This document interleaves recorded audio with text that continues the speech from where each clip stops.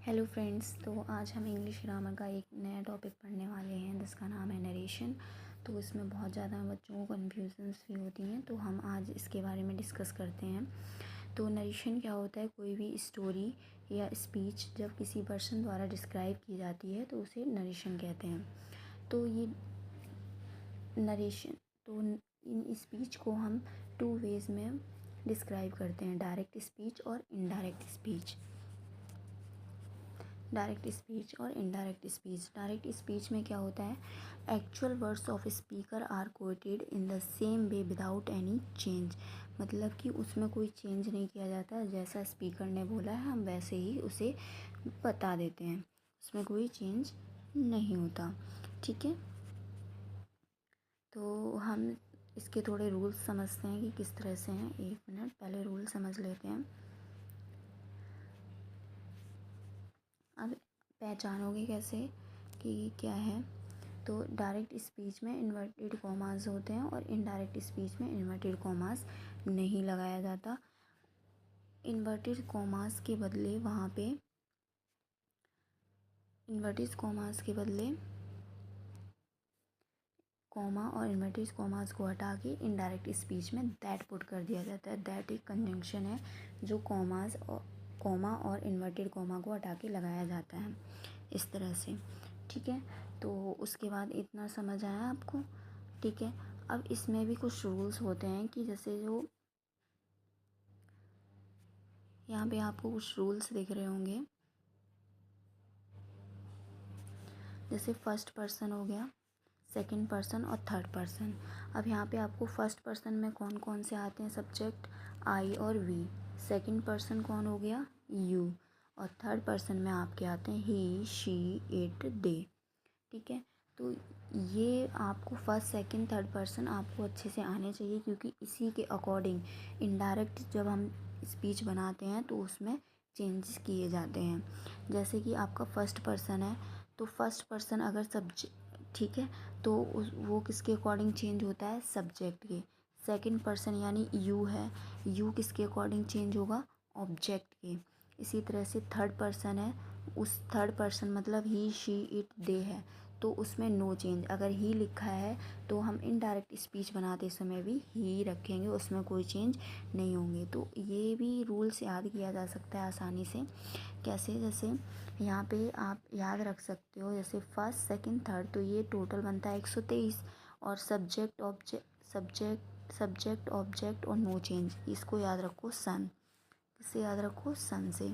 ठीक है, ये रहे आपका सन। तो 123 सन, यानी first person subject, second person object और थर्ड पर्सन नो चेंज। ठीक है, अब हम नेक्स्ट बात करते हैं कि डायरेक्ट स्पीच में आपको सेज लिखा हुआ मिलता है, लिखा होता है से, शेज, सेड। तो इसमें कोई चेंज नहीं होता जब हम इनडायरेक्ट स्पीच में चेंज कर रहे होते हैं, यानी कि रिपोर्टिंग वर्ब में कोई चेंज नहीं होता, सेम का सेम रहेगा। लेकिन अगर सेज टू है, से टू है, सेज टू है, सेट टू है, तो से टू का हो जाएगा टेल, सेज टू का हो जाएगा टेल्स और सेट टू का हो जाएगा टोल्ड। ठीक है, तो इस तरह से चेंजेस होते हैं। तो नेक्स्ट, तो डायरेक्ट स्पीच को दो पार्ट्स में डिवाइड किया गया है। जैसे कि क्या कि रिपोर्टिंग वर्ब होता है और एक रिपोर्टेड स्पीच होता है। रिपोर्टिंग वर्ब और रिपोर्टेड। ही सेड,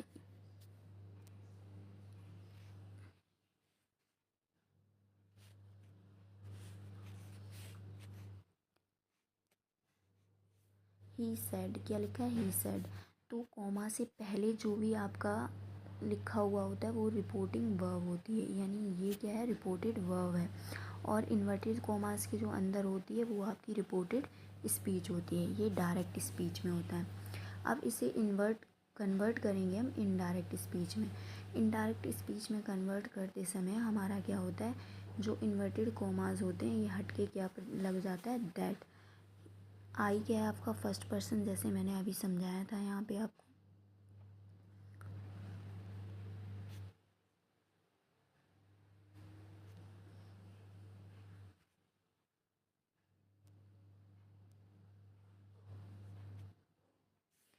जैसे यहाँ भी मैंने अभी बताया भी था कि फर्स्ट पर्सन है, यानी फर्स्ट पर्सन में क्या है आई, और यहाँ पे क्या दे रखा है आपको आई ही दे रखा है। ठीक है, तो आई दे रखा है तो फर्स्ट पर्सन चेंज होता है सब्जेक्ट के अकॉर्डिंग। तो हमारा यहाँ पे सब्जेक्ट क्या है ही, तो आई किस में कन्वर्ट हो जाएगा ही में।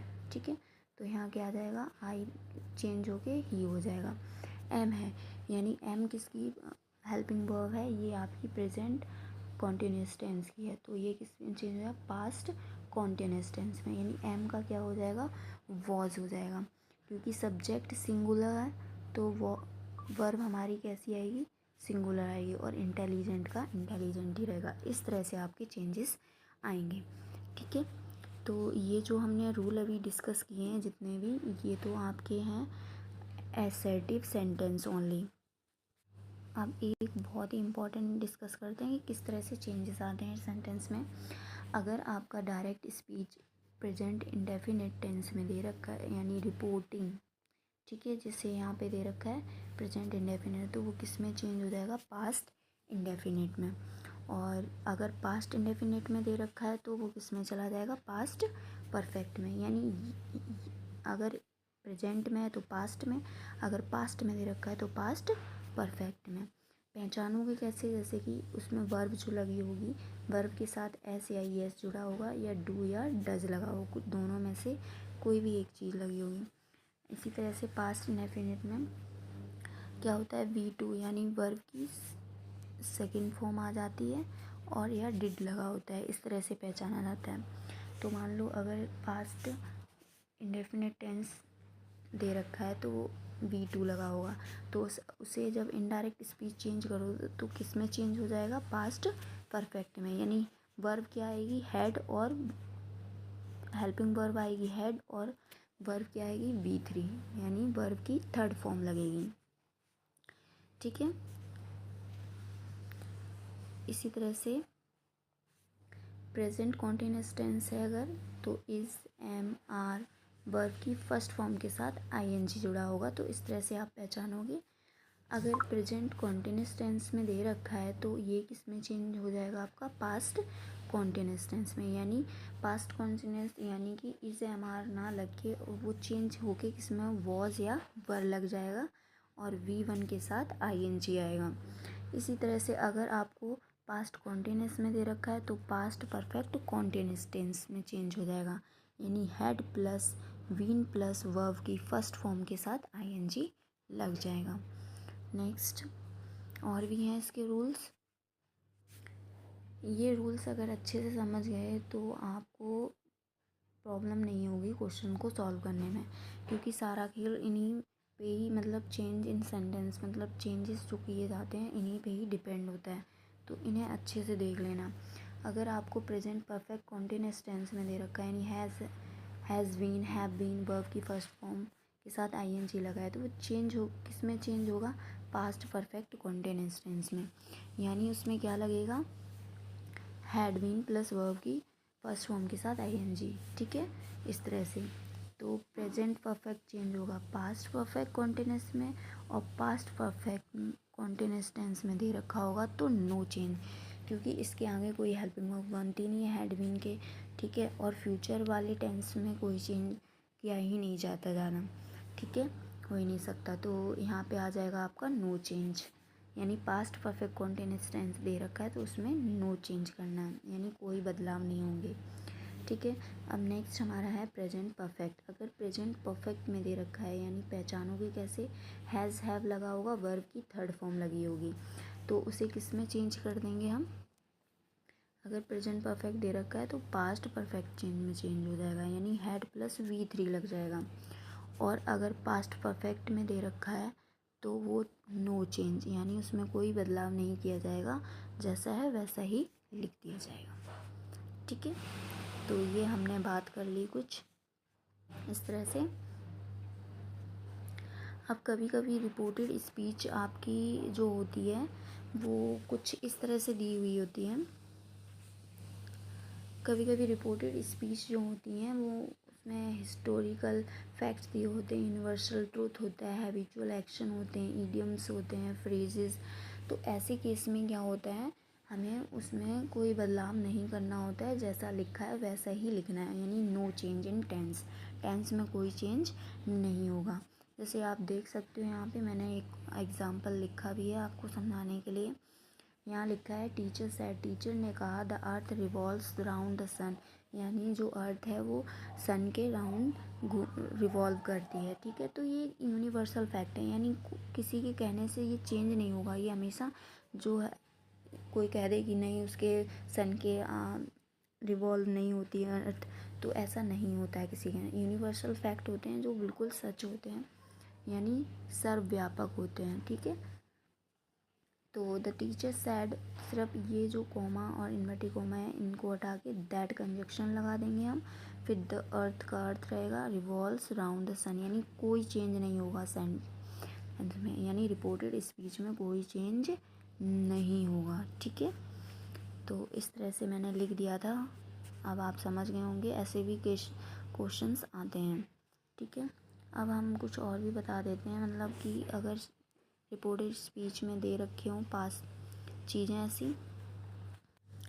अब क्या है यहाँ पे रिपोर्टिंग वर्ब, कभी कभी जैसे अगर मान लो रिपोर्टिंग वर्ब पास्ट टेंस में दे रखी है तो हमें रिपोर्टेड स्पीच में कुछ चेंज करने पड़ते हैं। तो रिपोर्टेड स्पीच में जैसे इस तरह के वर्ड्स आ जाते हैं, तो नाइट लिखा है तो दैट नाइट हो जाएगा जब आप रिपोर्टेड स्पीच चेंज करोगे। ठीक है, अकॉर्डिंग टू देयर। तो इस तरह से हेयर का देयर, दीज का दोस, एगो का बिफोर, येस्टरडे की द प्रीवियस डे, टुमारो का the next day. The next day भी बोल सकते हैं, द डे बिफोर भी बोल सकते हैं। ठीक है, एंड डे बिफोर भी बोला, और टुमारो को द नेक्स्ट डे भी बोल सकते हैं, सॉरी, और नेक्स्ट डे भी बोल सकते हैं, द फॉलोइंग डे भी बोल सकते हैं। उसके बाद हमारा और भी है थोड़ा सा यहाँ, टुडे का दैट डे हो जाएगा, दिस का दैट, नाउ का देन। ठीक है, अब थोड़े से चेंजेस यहाँ पे देख लीजिए। Change in future tense, future tense में किस तरह से चेंज आता है, शैल और शैल का शुड हो जाता है, विल का वुड हो जाता है, मे का माइट और कैन का कुड हो जाता है। इस तरह से चेंज होते हैं। जैसे यहाँ पे एक एग्जांपल मैंने लिया है आपको दिखाने के लिए,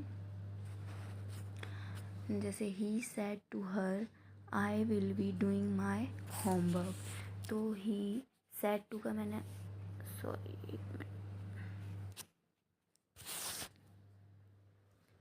तो हमारा ये लास्ट एग्जांपल है जिसमें हम ये फ्यूचर टेंस का कर रहे हैं। यहाँ पे जस्ट वेट, सेड टू का टोल्ड हो जाएगा, आपका इन्वर्टेड कॉमा चेंज होके दैट में चेंज हो जाएंगे। और आई, अब ये आई क्या है आपका फर्स्ट पर्सन, तो फर्स्ट पर्सन मैंने किसके अकॉर्डिंग बोला था, सब्जेक्ट के अकॉर्डिंग। ठीक है, तो सब्जेक्ट हमारा क्या है, ही, तो हमारा आई किस में चेंज हो गया, ही में। ठीक है, नेक्स्ट विल वी, तो विल वी का क्या हो जाएगा, विल का किस में चेंज हो जाएगा, वुड में। किस में चेंज हो जाएगा, वुड। वी का वी रहेगा, और डूइंग, तो यहाँ पे हमारा सब्जेक्ट ही है। देखो आई के अकॉर्डिंग तो माई आया था यहाँ पे ऑब्जेक्टिव केस, तो हमारा ही है, तो हम ही के अकॉर्डिंग चेंज करेंगे, तो यहाँ क्या आएगा, हिज वर्क। ठीक है, तो thank you for watching my video, and comment करके बताएं कि आपको ये कैसी क्लास लगी। ठीक है, ओके।